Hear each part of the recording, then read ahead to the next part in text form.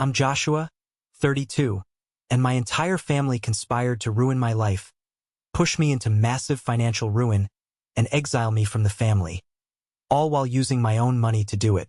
Before I tell you about the $80,000 fraud they tried to pin on me and how I legally destroyed their plans, let me know where you're watching from in the comments.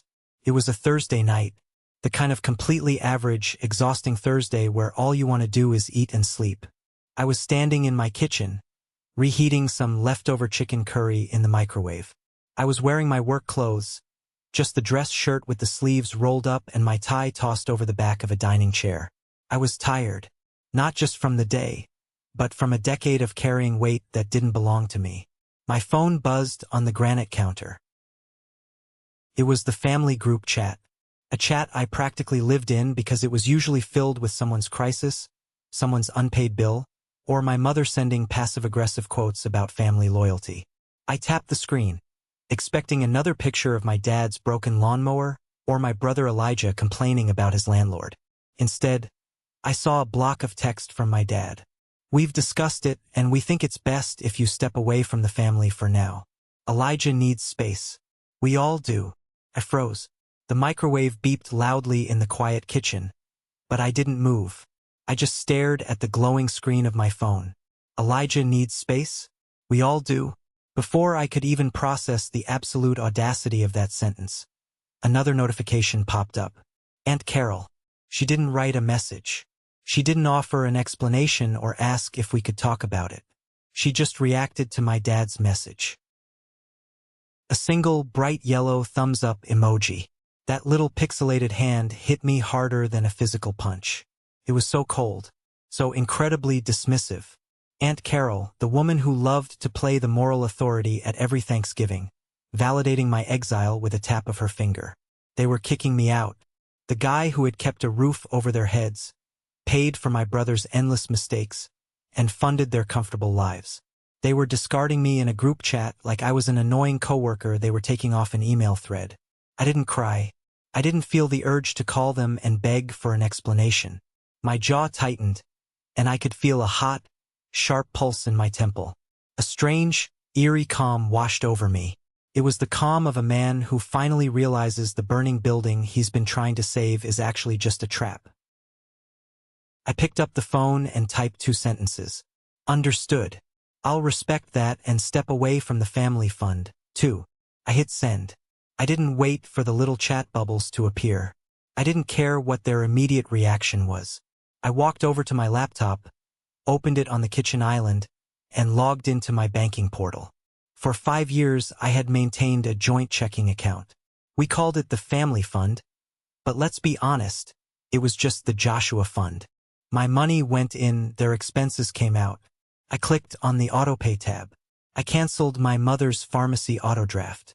I canceled the utility payments for my parents' house. I canceled the insurance premium for Elijah's car. Then, I transferred the remaining $14,000 balance, my money heavily documented, back into my private savings account. Finally, I clicked the red button at the bottom of the screen. Close account. A prompt popped up asking if I was sure. I clicked yes.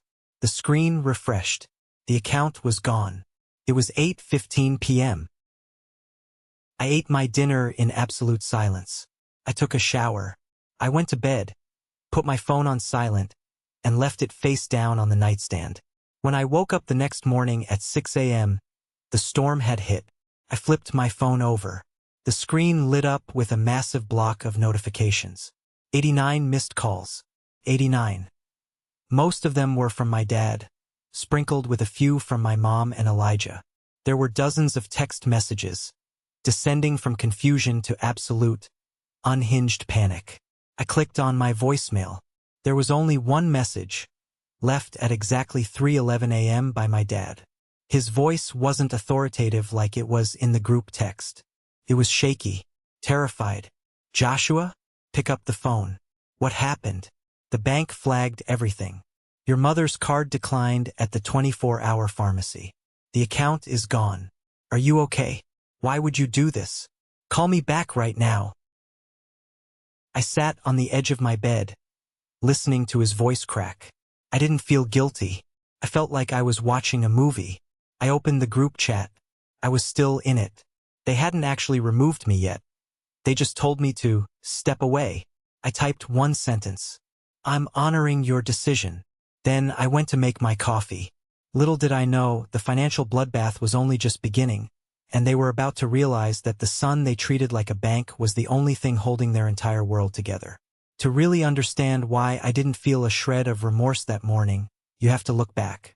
You have to understand how I ended up carrying the financial weight of 3 grown adults.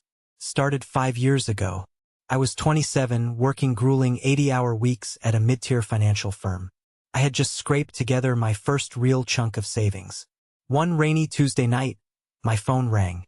It was my dad, calling from a Walgreens parking lot. He was sobbing. I had never heard my dad cry before. "Joshua," he choked out. "She's not going to make it, son. It's Elijah." He relapsed again. "We're at the facility, but they won't admit him without insurance. We're tapped out. The credit cards are maxed.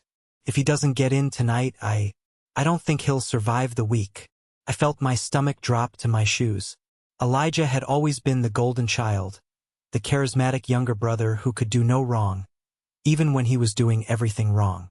Without a second thought, I pulled over on the highway shoulder, opened my banking app, and wired my entire savings.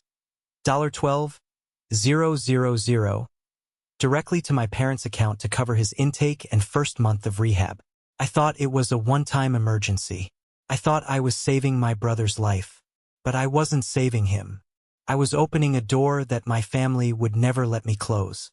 Elijah got clean for a while, but the financial dynamic shifted permanently. Nobody ever asked me how I managed to come up with that money. Nobody offered a repayment plan. They just accepted it as if it was my duty. 6 months later, my dad's hours got cut at the warehouse. He called me, sounding defeated. "Son, your mother's insulin copays are going up. We're short on the mortgage this month." Again, I stepped in. I paid the mortgage. I covered the insulin. It became a habit, a terrifying, draining habit. Whenever there was a crisis, they came to me quietly, desperately. Eventually, my mom suggested we set up a family fund. She made it sound so unified, so responsible. "Just put a little in each month, Joshua, so we don't have to keep asking you. It'll be for emergencies." I agreed. I was young, making a decent salary, and I wanted to be the good son. I opened the account under my name but gave them debit cards and full access. That was the biggest mistake of my life. The emergencies started expanding. It wasn't just medical bills anymore. It was Elijah's car repairs. It was my parents' property taxes. It was groceries when they overspent. They treated my income like it was their early inheritance. While they lived comfortably, I was suffocating.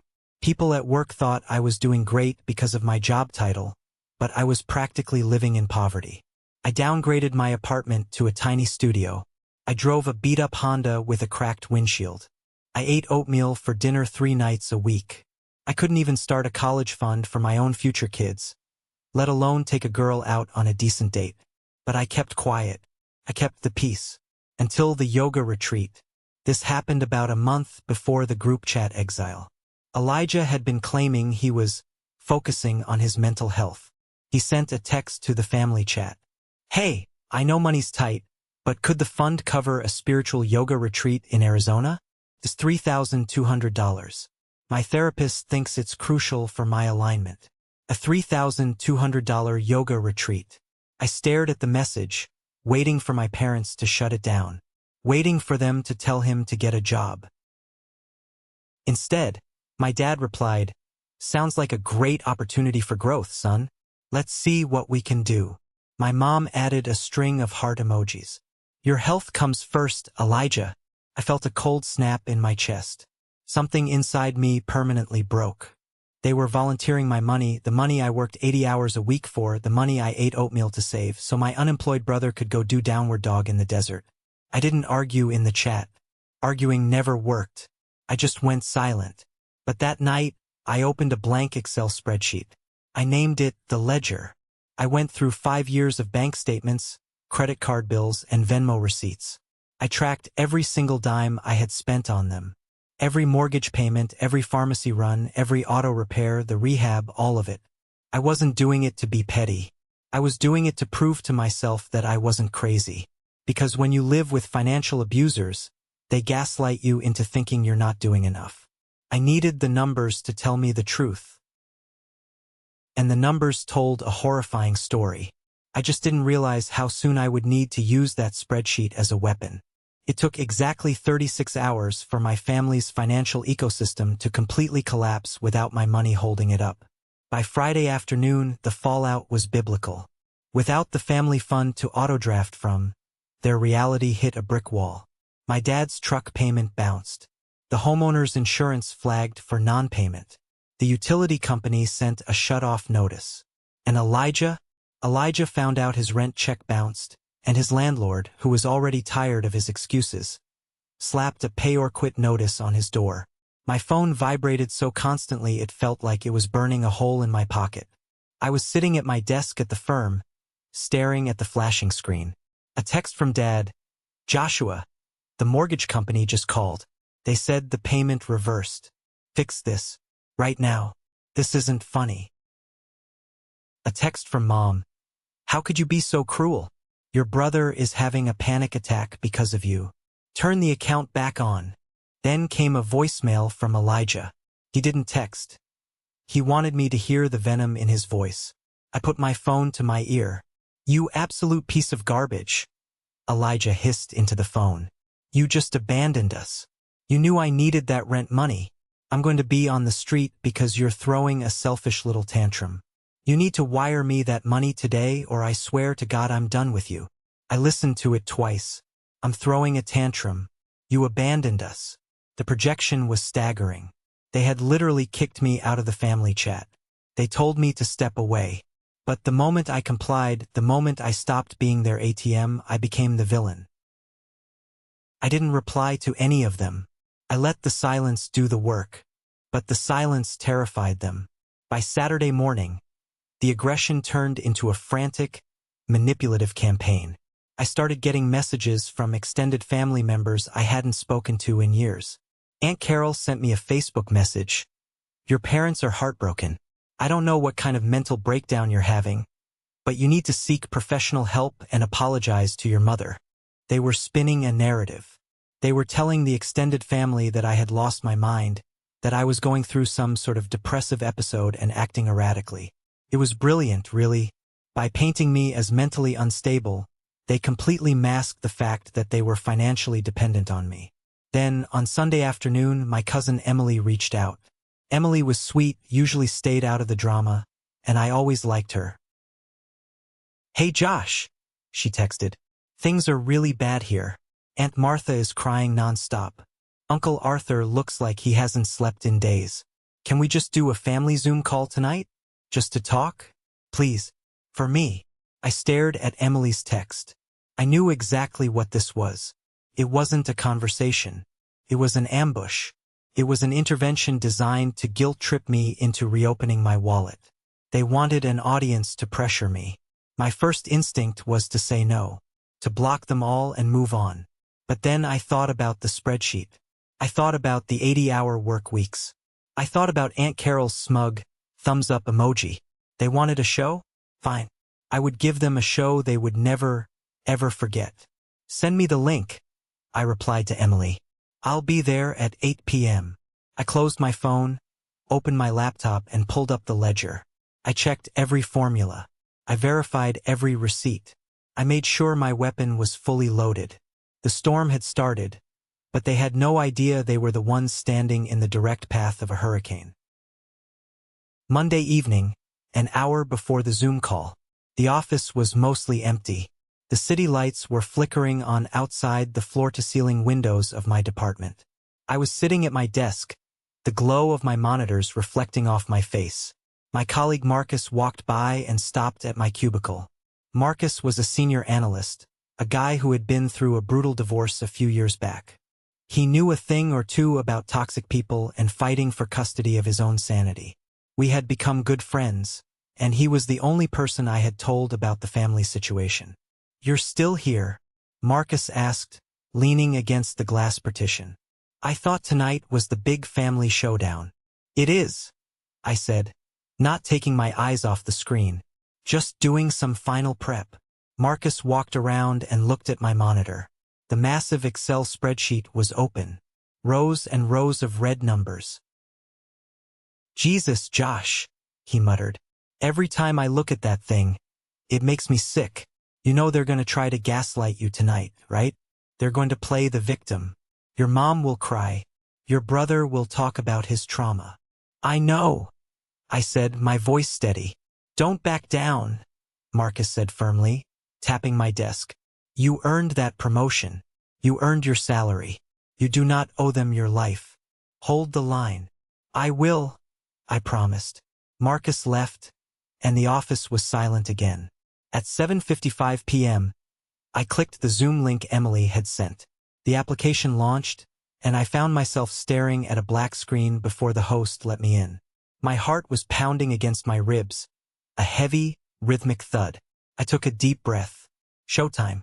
The screen fractured into a grid of 6 video feeds. There they were, the jury.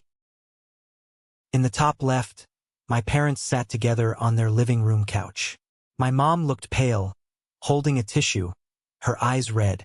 My dad sat next to her, his arms crossed tightly over his chest, his jaw set in a hard line. In the top right, Elijah was in his apartment, the apartment I had paid for, looking disheveled, running a hand through his hair to look stressed. Bottom left, Emily looked nervous, offering a weak, apologetic smile. And bottom center, Aunt Carol. She was sitting in her home office, wearing a silk scarf and her signature pearl necklace, looking down her nose at the camera like a judge ready to pass a sentence.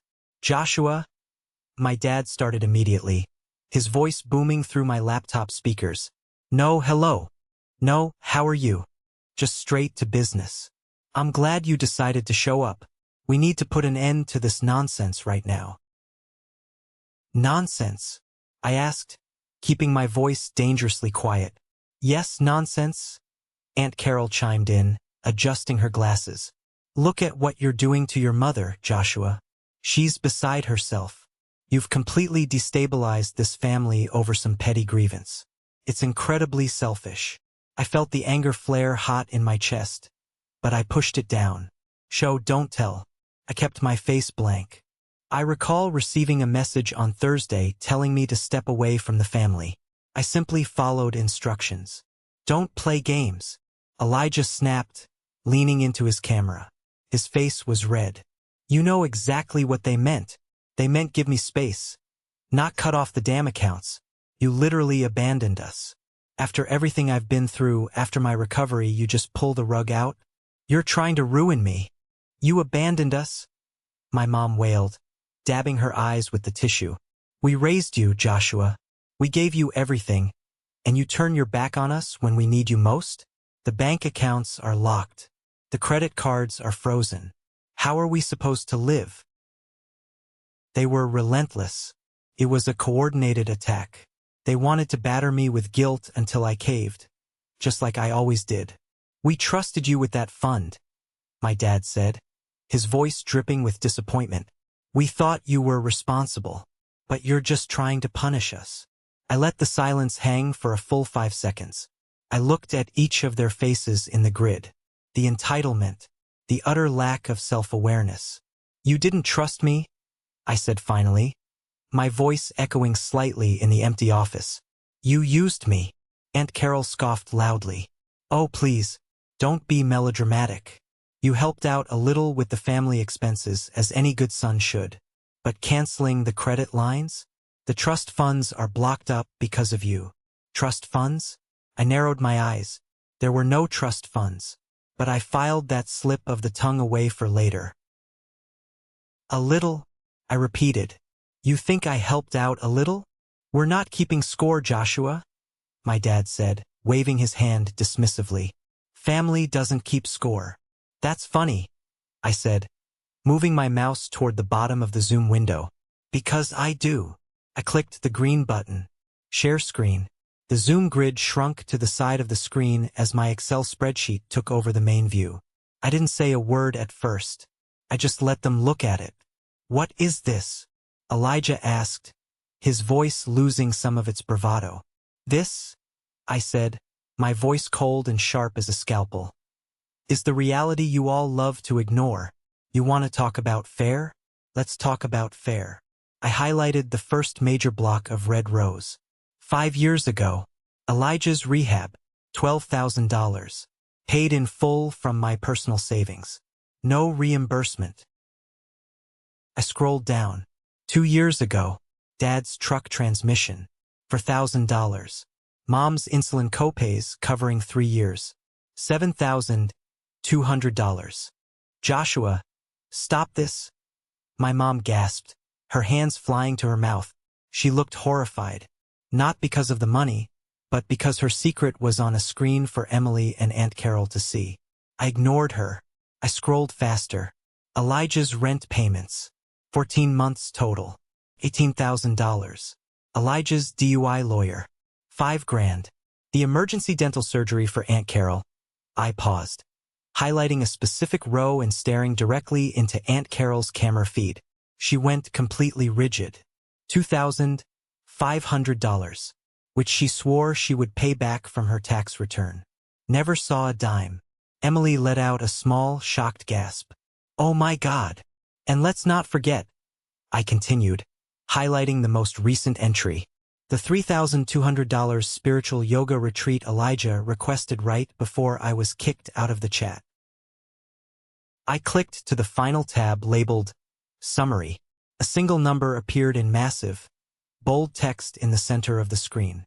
$87,421.13. The silence on the Zoom call was absolute. You could have heard a pin drop. My dad was staring at the screen, his mouth slightly open. Aunt Carol was looking down, refusing to make eye contact with the camera. $87,000. I repeated slowly, letting the weight of the number crush them. "For 5 years, I have covered your financial trail like a forensic janitor. I have cleaned up your messes, bailed you out, and sacrificed my own life while you, Elijah, posted inspirational quotes about healing. I didn't abandon you. I survived you. You've been keeping tabs on us?" My mom whispered, looking at me like I was a monster. "Like we're a business transaction? You made it a transaction the day you started treating me like an ATM instead of a son." I fired back. My dad finally found his voice. "Joshua, take that screen down. Now, this is disrespectful." "No," I said, stopping the screen share and looking directly into the camera. "I'm done. I didn't just close the family fund. I've already spoken to my lawyer. You will be receiving documents by certified mail this week. I am legally severing any ties to the properties, the co-signed auto loans, and any remaining joint liabilities. I am removing my name as a guarantor. You are entirely on your own." "You can't do that," Elijah shrieked, sheer panic tearing through his voice. "My car will get repossessed. Then get a job and pay for it yourself," I said coldly. Aunt Carol reached forward, her face flushed red with embarrassment and rage, and abruptly left the meeting. Her screen went black. A second later, my dad reached forward and disconnected too. Elijah yelled one last curse word before he dropped off. Only Emily was left. She looked at me, her eyes wide with shock. "Josh, I had no idea. I'm so sorry." "It's not your fault, Emily," I said gently. "Take care of yourself." I ended the call. I sat back in my chair, my hands shaking from adrenaline. I had done it. I had dropped the bomb. But the war wasn't over. The worst was yet to come. 3 days later, I was in a marketing meeting when my assistant, Claire, knocked frantically on the glass door. She stepped in, looking completely overwhelmed. "Joshua, I'm so sorry to interrupt. There's a woman in the lobby. She says she's your mother, and she's refusing to leave. She's causing a scene." I excused myself and walked out to the reception area. My mother was standing there, clutching her purse. She looked unhinged. When she saw me, she didn't yell. She tried a different tactic. She started crying loudly, collapsing into a chair. "Joshua, please," she sobbed, ensuring the receptionist could hear. We're losing everything. They're foreclosing on the house. I raised you. I gave you life. I wiped your tears when you were a baby. Is this how you repay the mother who birthed you? By putting her on the street. It was the ultimate guilt trip. The final manipulation. Using the fact that she gave birth to me as a debt I had to repay for the rest of my life. I looked down at her. I felt nothing. No pity. No guilt. Just a profound sense of exhaustion. You gave me life, I said, my voice low enough that only she could hear. And then you spent 30 years trying to convince me I owed you for it. Go home, Mom. If you refuse to leave, I will have security escort you out. She stopped crying instantly.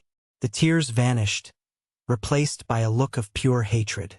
She stood up, straightened her coat, and walked out without another word. I thought that was the end of it.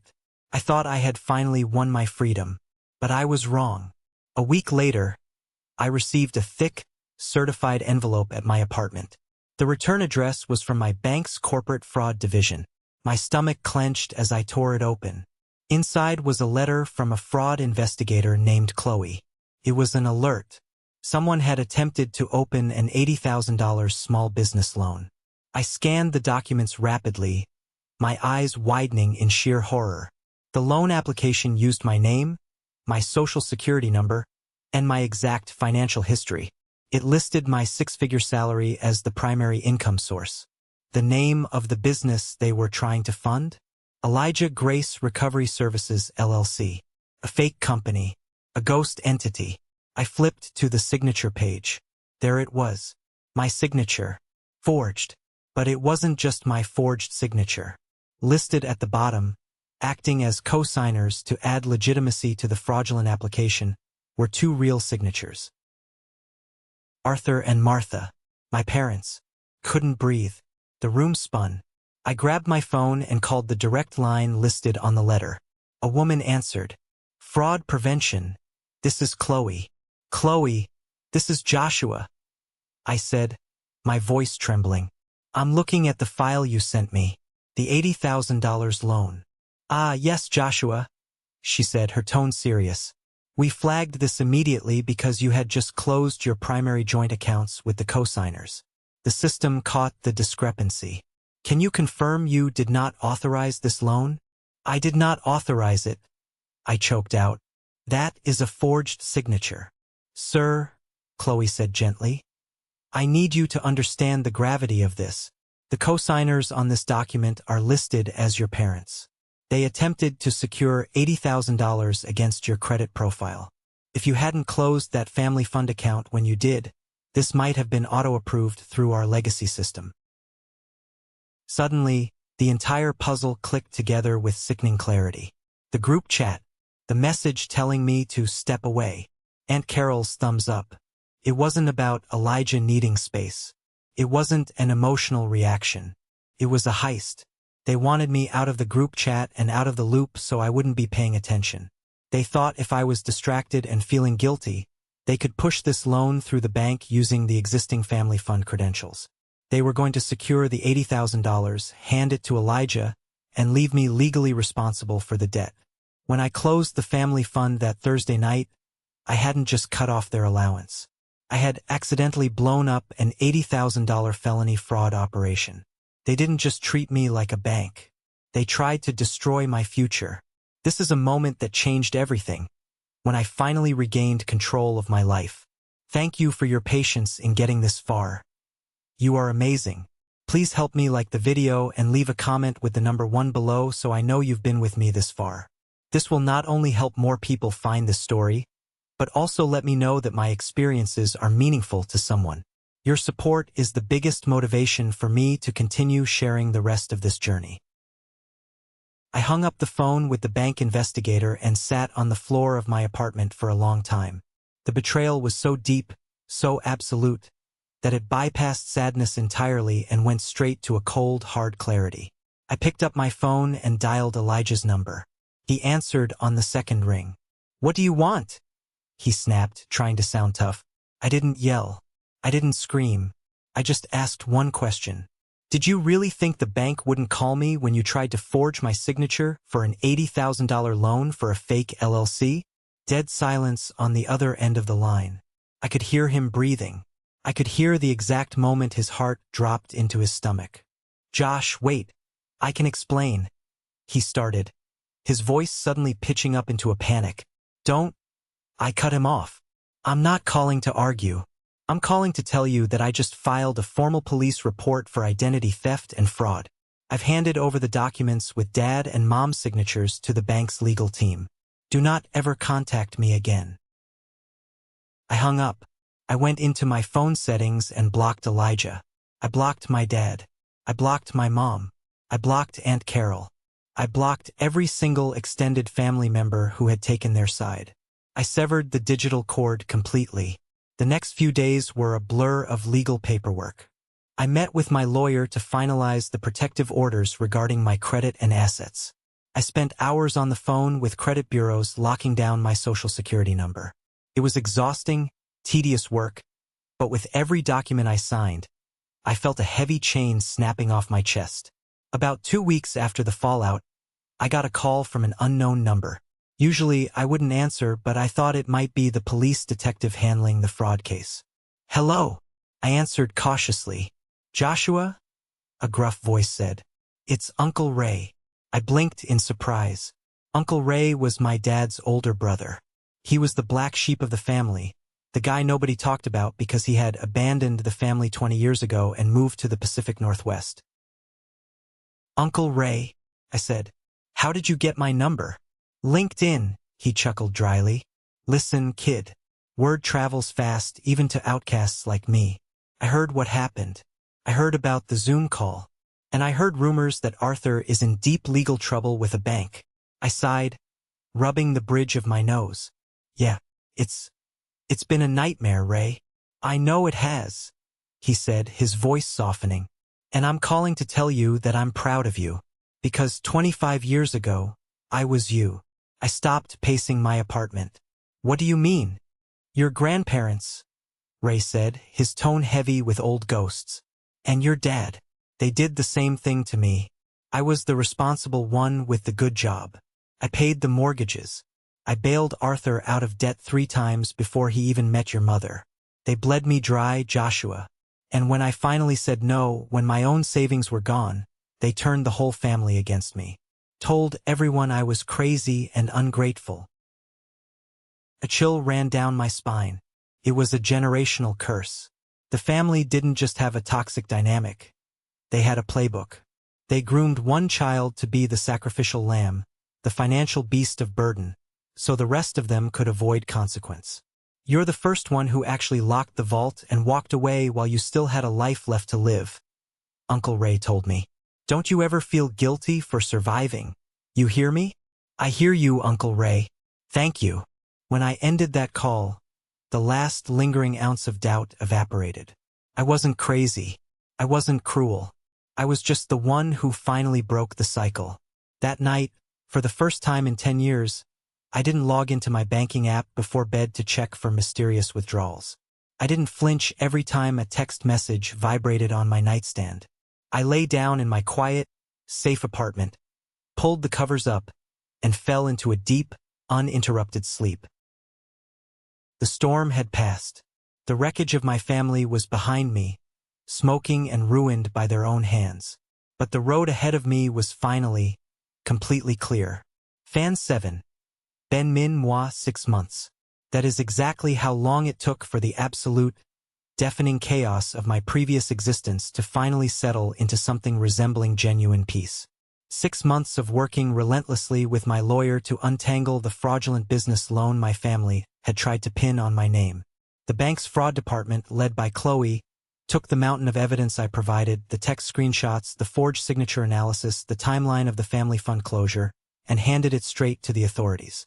I didn't press the issue further to see if the police actually knocked on my parents' door. I didn't check the public records to see if my dad or Elijah ended up in handcuffs or facing a judge. I simply gave my sworn statement, locked down my credit with a titanium grip, and walked away from the blast radius of their destruction. I needed a fresh start, not just a new neighborhood, but a massive physical barrier between my new life and my old one. I formally requested a transfer to our firm's regional headquarters in Chicago. I packed my life into a rented moving truck on a rainy Tuesday morning. I handed the keys of my tiny, overpriced studio apartment back to the landlord, climbed into the cab of the truck, and drove halfway across the country. I will never forget the feeling of crossing the state line. For the first few hours of the drive, my shoulders were tense, pulled up around my ears. My eyes kept darting to my phone, sitting in the cup holder, half expecting it to light up with a new emergency, a new disaster, a new demand for money. But it remained completely dark. By the time I hit the open highway, with the radio playing softly and the miles putting physical distance between me and the people who tried to ruin me, I felt a physical shift in my body. The crushing tightness in my chest, a sensation I had carried every single day since I was 27 years old, began to loosen. I moved into a spacious, light-filled apartment in a quiet Chicago neighborhood. The first night there, I didn't even have a bed yet. I slept on a cheap air mattress on the bare hardwood floor with a single blanket. And yet, it was the most profound, uninterrupted sleep I had experienced in a decade. No one knew where I was. No one had a key. No one had access to my bank account. The change in my environment triggered a massive, undeniable shift in my career. Without the suffocating weight of my family's manufactured crises distracting me every hour of the workday, my performance at the firm skyrocketed. I was no longer the exhausted guy surviving on black coffee, hiding in conference rooms to deal with my brother's bounced rent checks or my mother's weaponized tears. I was entirely focused. I was sharp. I was hungry for my own success. In late October, I was called into the top-floor office of our regional CEO, Mr. Sterling. Sterling was a no-nonsense, old-school executive who valued cold, hard results over everything else. He didn't care about office politics. He cared about the bottom line. He motioned for me to sit across from his massive mahogany desk, tapping a thick file folder with his pen. "Joshua," Sterling said, leaning back in his heavy leather chair, "I've been reviewing the quarterly reports from your division. The restructuring you implemented on the Peterson account saved this firm millions in projected losses. Your focus over the last few months has been nothing short of remarkable. You operate with a level of clarity I rarely see in guys your age." "Thank you, sir," I replied confidently, keeping my posture straight. "I've had a lot more time and energy to dedicate to the firm's long-term strategy recently. I cleared out a lot of personal distractions." "It shows," he nodded, a rare smile touching the corners of his mouth. "The board and I had a closed-door meeting yesterday afternoon. We are opening a new senior director position to oversee the entire Midwest portfolio. We want you in that chair, Joshua. It comes with a substantial promotion, a fully vested equity package, and a base salary increase that accurately reflects the immense gravity of the role." He slid a crisp white envelope across the polished wood of his desk. I opened it and pulled out the offer letter. When my eyes landed on the base salary, my breath hitched. It was a life-changing number. Just a year ago, if I had seen that number on a piece of paper, my very first physiological reaction would have been sheer, terrifying panic. I would have instantly started calculating how much of it my family would try to siphon away from me. I would have thought about Elijah's inevitable demands for a luxury apartment, or my mom's sudden, pressing need for an expensive vacation. They always viewed my income as their personal inheritance, something they were entitled to draw from before I was even dead. But sitting in that office, looking at the ink on that page, my only thought was about my own future. I thought about the college fund I could finally, realistically start for the children I deeply hoped to have one day. I thought about buying a home with a yard. I thought about building a life that was entirely mine. "I accept the offer, Mr. Sterling," I said, reaching across the desk and shaking his hand firmly. "I won't let you down." That Friday night, to celebrate the promotion, my friend Marcus flew in from the East Coast. Marcus was the colleague who had stood by me during the horrible Zoom call, the guy who had fought his own brutal battles in court over the custody of his kids during a vicious divorce. He knew what it meant to fight for your life against people who wanted to destroy it. We went to one of the most exclusive, high-end steakhouses in downtown Chicago. The restaurant was dimly lit, smelling intensely of rich roasted garlic, aged beef, and expensive red wine. We sat in a plush leather booth, ordered prime ribeyes, truffle mac and cheese, and a bottle of Cabernet that cost more than what I used to spend on a month's worth of groceries when I was funding my family's survival. We laughed loudly. We talked about his kids and how his custody arrangement was finally stabilizing. We talked about my new role and the massive projects I was taking on. For 3 solid hours, I wasn't a victim. I wasn't an ATM. I was just a normal, successful guy enjoying a fantastic meal with a good friend. Then, the waiter approached our table and placed the check down in a sleek black leather book. For the last 10 years of my life, the physical arrival of a restaurant bill was a psychological trigger. My chest would instantly tighten. My breathing would become shallow and fast. I would start doing frantic mental math, wondering if covering a dinner meant my dad's mortgage payment would bounce the following day. I would feel a cold, clammy sweat break out on the back of my neck. I looked at the black leather book resting on the crisp white tablecloth. I waited for the familiar spike of panic. I waited for the crushing, heavy guilt. Nothing happened. I felt absolutely nothing but quiet, solid contentment. I reached into the breast pocket of my suit jacket, pulled out my own credit card, and dropped it onto the tray without a second thought. I didn't flinch.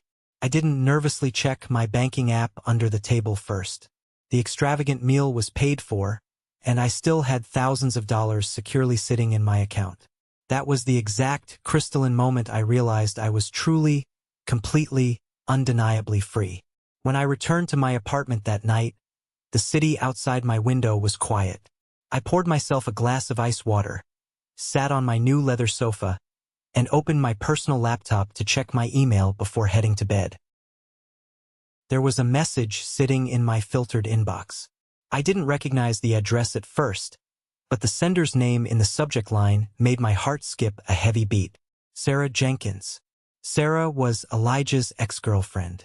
They had dated for 2 grueling years during the absolute height of his addiction. She was a kind, deeply hardworking pediatric nurse who had tried everything in her power to help him. My family, predictably, hated her. My mom constantly criticized Sarah behind her back, claiming she was the reason Elijah was so stressed and unstable. When Sarah finally reached her breaking point and left him to save her own sanity, my parents threw a literal celebration dinner and used my debit card to pay for the expensive champagne. I clicked the email open. The glow of the screen illuminated the dark room. Hi Joshua. I know it's been a very long time, and I hope you don't mind me reaching out of the blue. A mutual friend from back home told me that you recently cut ties with your family and moved away. I just wanted to send this quick note to say, I'm so incredibly proud of you. When I was dating Elijah, I saw everything. I saw exactly how he used you. I saw how your parents enabled his worst behaviors and expertly manipulated you into funding their shared delusion. I used to sit at their dinner table and listen to them complain about you being cheap or controlling right after they literally used your money to buy the groceries we were eating. They used to mock you behind your back, Joshua. They called you their safety net, but they never, ever respected the person providing it. I tried to tell Elijah he was destroying his brother. He told me to mind my own business because you owed the family your success. Leaving that family was the hardest but best thing I ever did for my own survival. I am so relieved and glad that you finally got out too. You never deserved the horrible way they treated you. You are a profoundly good man. Enjoy your peace. You earned every second of it. Sarah. I read the email 3 times. A heavy, hot tear rolled down my cheek, hung on my jawline, and splashed onto the keyboard of my laptop. It wasn't a tear of sadness. It wasn't grief. It was the sudden, overwhelming release of a massive, invisible pressure valve that I didn't even know was still holding me tight. For months, despite knowing logically and legally that I did the right thing, a tiny, dark voice in the very back of my head had occasionally whispered the cruel accusations they had thrown at me during the Zoom call. Selfish, cruel, abandoner. But here was Sarah, an independent witness, a person who had stood inside the burning house with me, validating every single horrible thing I had experienced. They didn't just use me. They mocked the very sacrifice that kept them alive. I typed a quick, honest reply. Thank you, Sarah. You have no idea how much I needed to read this tonight. I hope you have a beautiful, happy life.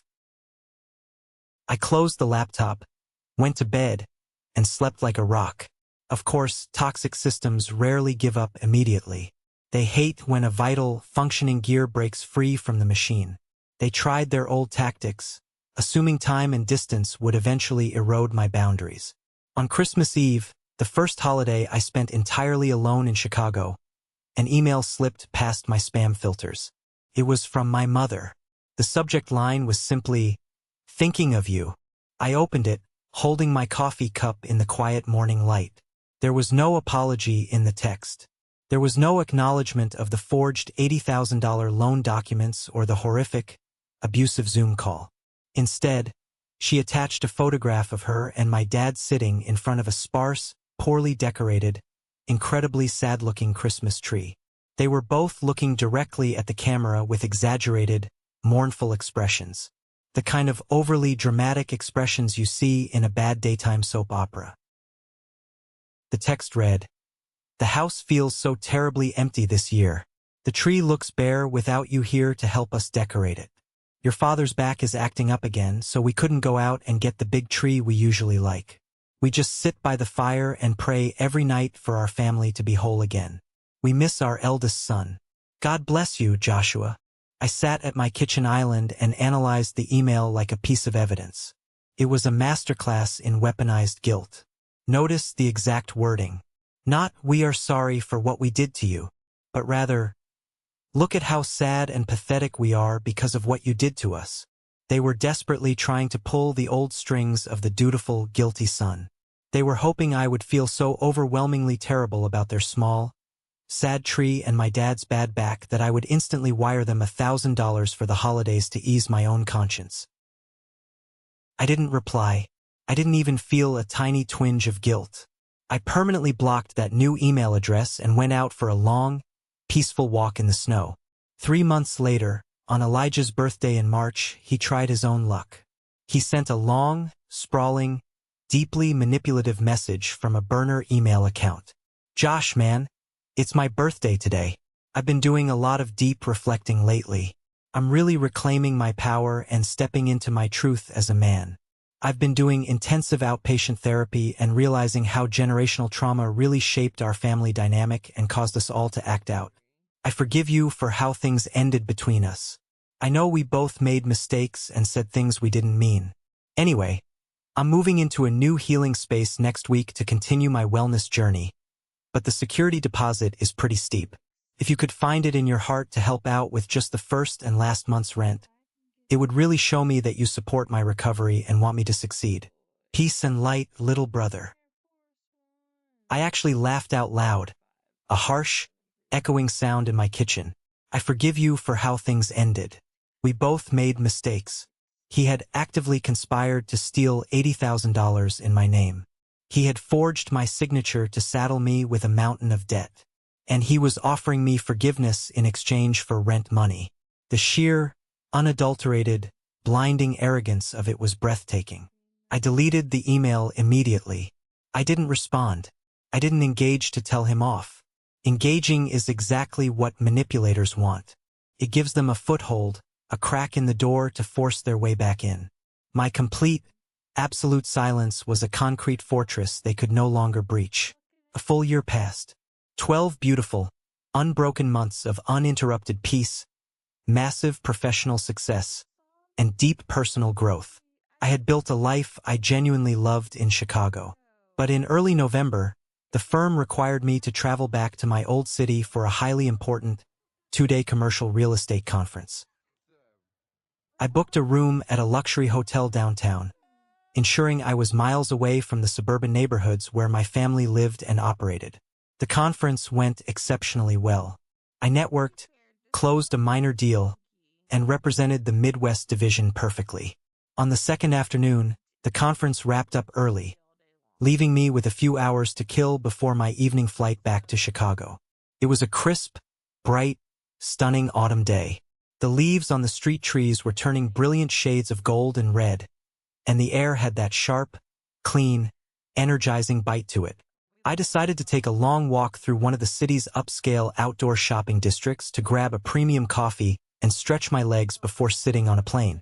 I was wearing a tailored navy wool overcoat, a cashmere scarf, and carrying a sleek leather briefcase. I felt good. I felt grounded, powerful, and utterly secure in who I was. I walked out of an artisan bakery, holding a hot black Americano in my hand, and turned the corner toward the main, tree-lined avenue. That is the exact moment I saw her. Sitting elegantly at a wrought iron patio table outside a high-end designer boutique, casually sipping a sparkling water with lime, was Aunt Carol. She looked exactly the same as she did the day she hit that thumbs-up emoji to ruin my life. The carefully styled hair, the expensive silk scarf draped perfectly over her shoulders, the signature strand of thick, heavy pearls around her neck. She was the absolute picture of suburban entitlement, endlessly projecting an image of vast wealth while quietly, ruthlessly scheming to live off everyone else's dime. I stopped dead in my tracks. My first immediate instinct, the old Joshua's deeply ingrained trauma response, was to turn around swiftly and walk the other way, to avoid the conflict, to hide in the shadows, to protect the peace by running from the threat. But I wasn't the old Joshua anymore. I didn't owe her my fear. I didn't owe her my retreat. I kept walking, keeping my pace steady, my shoulders back, and my eyes locked forward. I was about to pass her table without a glance when she happened to look up from her phone. Her eyes locked onto mine.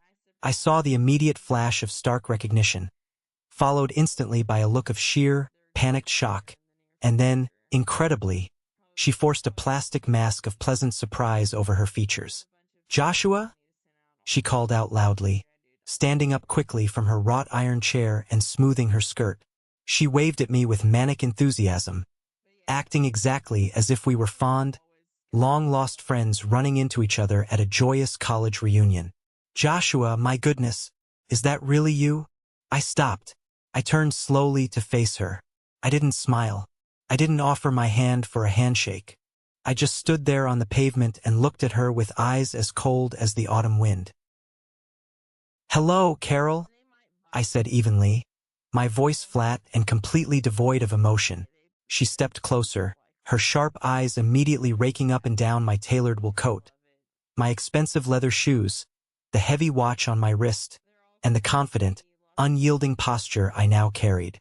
I could see the gears turning behind her eyes. She was assessing my net worth. She was doing the math on my success. "Well, just look at you," she said, her voice dripping with that familiar, sickeningly condescending sweetness I remembered so vividly.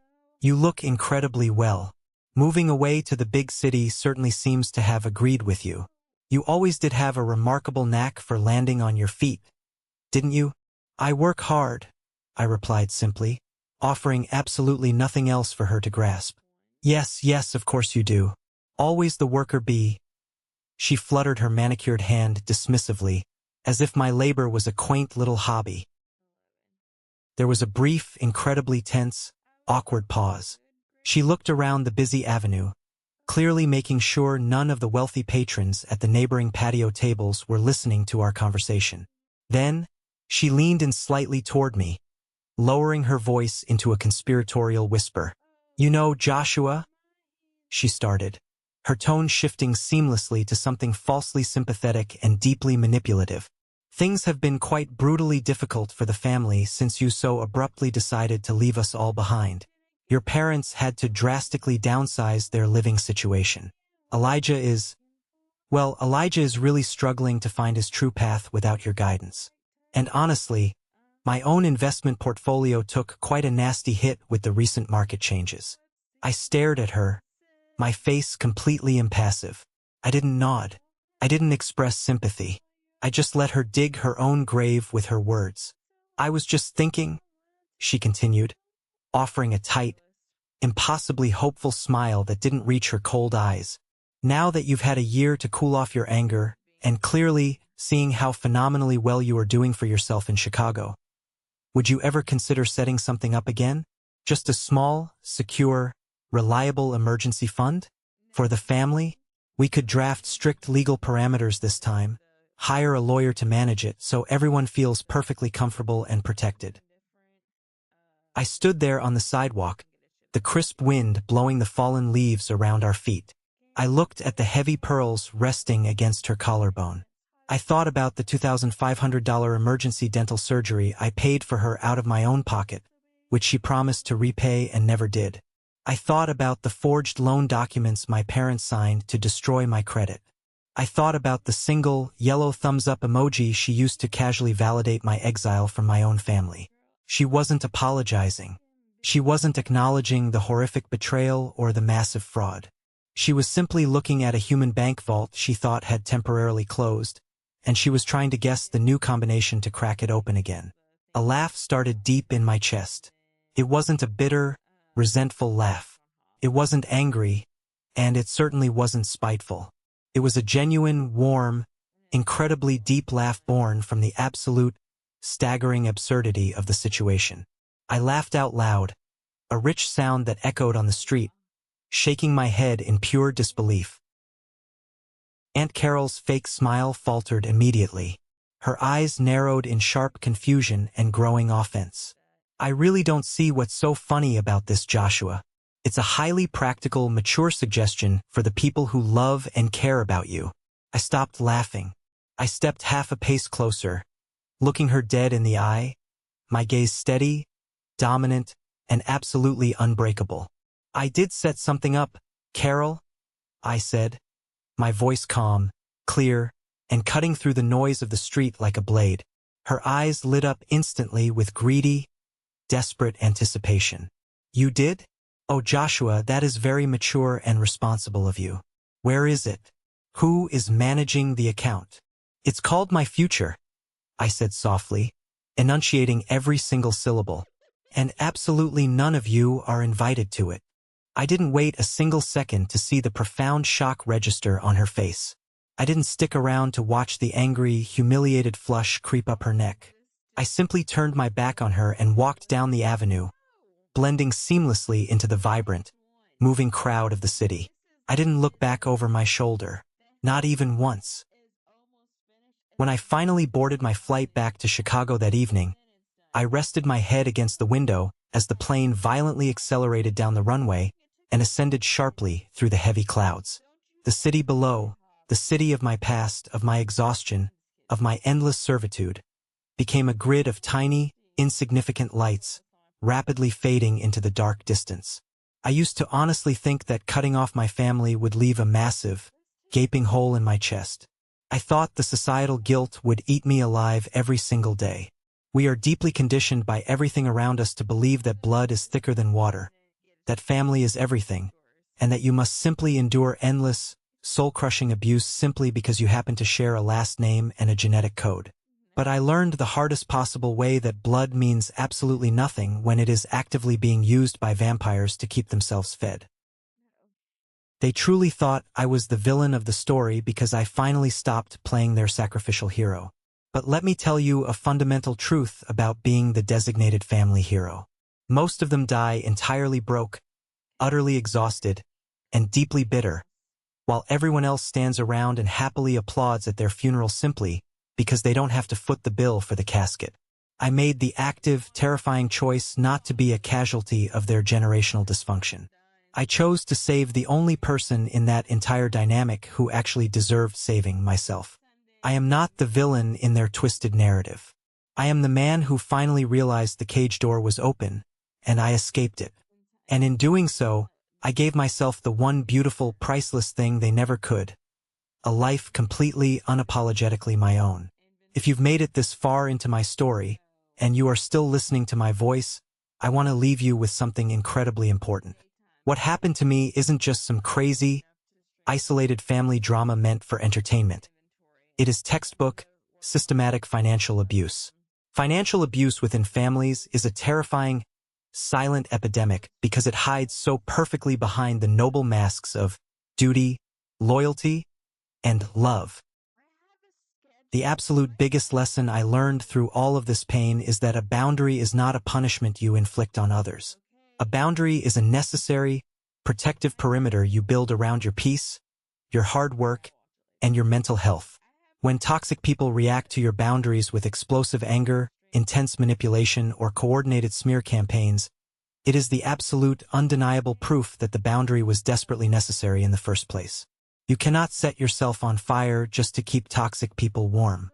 They will simply stand around and complain about the smell of the smoke while happily warming their hands on your ashes. If you are the reliable one in your family, the one everyone leans on heavily but no one ever checks on to see if you are okay, I am speaking directly to your heart right now. Your income is yours. Your future is yours. Your peace is yours. You are allowed to say no without offering a presentation of excuses. You are allowed to walk away from tables where respect is no longer being served. I would love to hear your thoughts and engage with you all. What is the biggest, most impactful lesson you are taking away from my story today? Have you ever had to establish a hard, painful boundary with your own family to protect yourself? Please share your perspective in the comments below. Or, if this story simply resonated with you, if it made you feel seen, and if it gave you some much-needed strength, just leave the word "good" in the comments so I know you are standing with me. Thank you for listening. Thank you for your time. Stay strong, protect your peace, and never apologize for surviving.